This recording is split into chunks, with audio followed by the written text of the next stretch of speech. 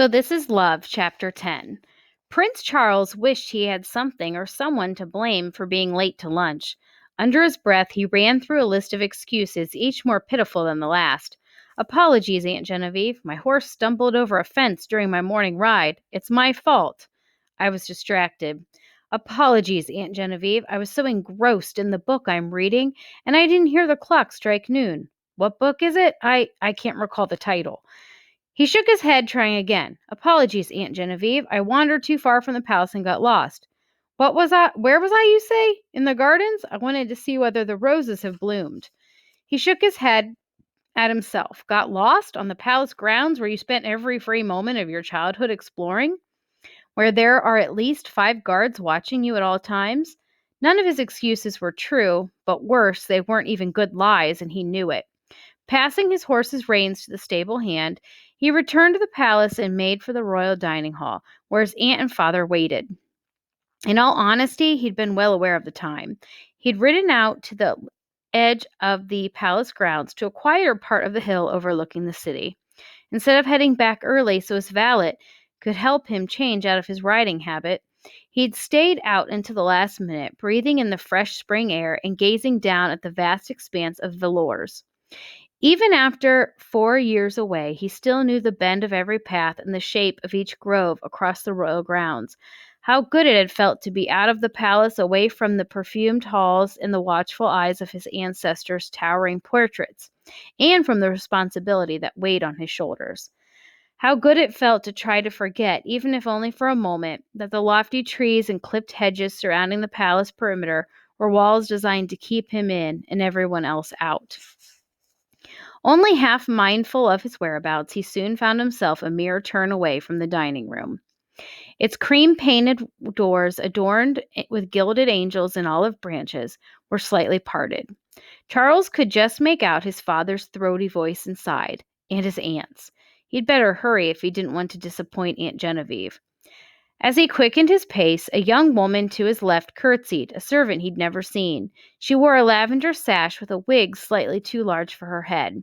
Her eyes were the clearest shade of blue he'd ever seen. He stopped to greet her. He always made an effort to welcome the newer staff, but his words were hasty and rushed, and he didn't want to keep Aunt Genevieve waiting. Yet as soon as he continued on his way, he regretted not having spoken longer to the new girl. There was something about her. The blueness of her eyes had arrested him in his place. A hint of sadness had touched them when he'd spoken, and he wondered why. Part of him wished he could go back to her and make her smile.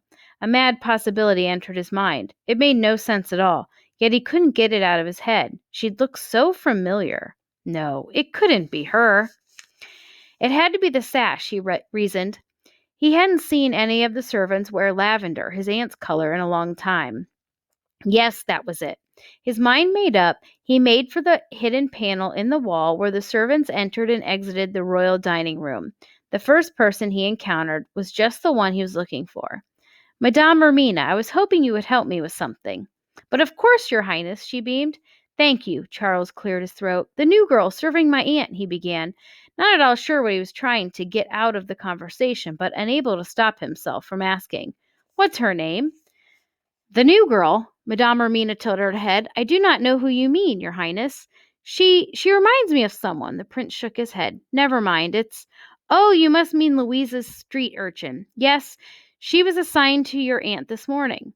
Ah, hearing his voice brighten, he cleared his throat self-consciously. I believe so. But what do you mean, a street urchin? Madame Ermina's composure wavered, and she tucked a stray strand of hair behind her ear. A slip of the tongue, Your Highness. My niece brought the girl in this morning. She had nowhere else to go.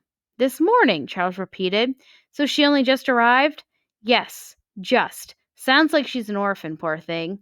He sighed. An orphan with nowhere else to go.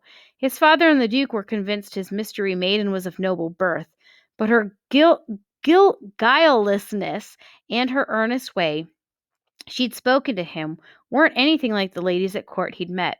Still, common sense dictated that no penniless orphan could be the young lady he danced with, a girl with glass slippers and a pale blue gown that shone like moonlight. But those eyes!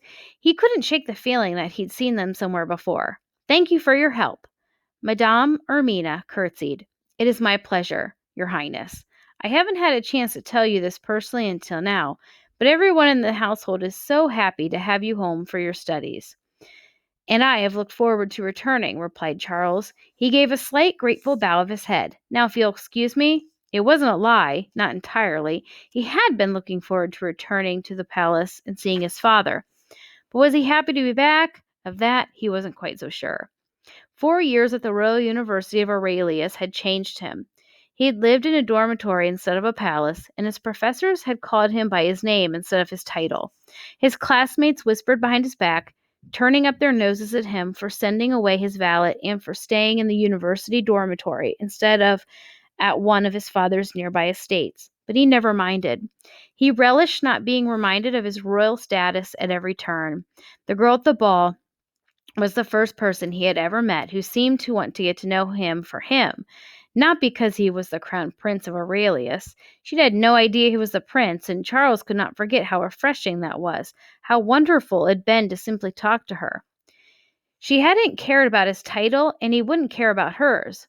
Whatever, whoever she was, he was utterly smitten all the same. But she had vanished, and with each passing day, Charles despaired that he would never see her again. The young lady has left without a trace, the Grand Duke had reported on the night of the ball, after sending his men to chase after her coach.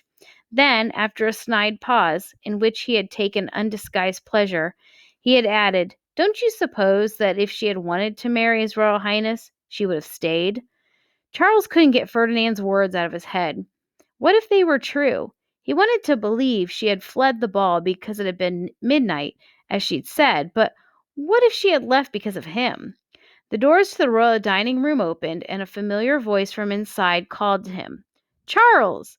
Lifting his head, Prince Charles smiled, filled with a new sense of hope and determination. If anyone would be able to help him find the girl of his dreams, it was Aunt Genevieve.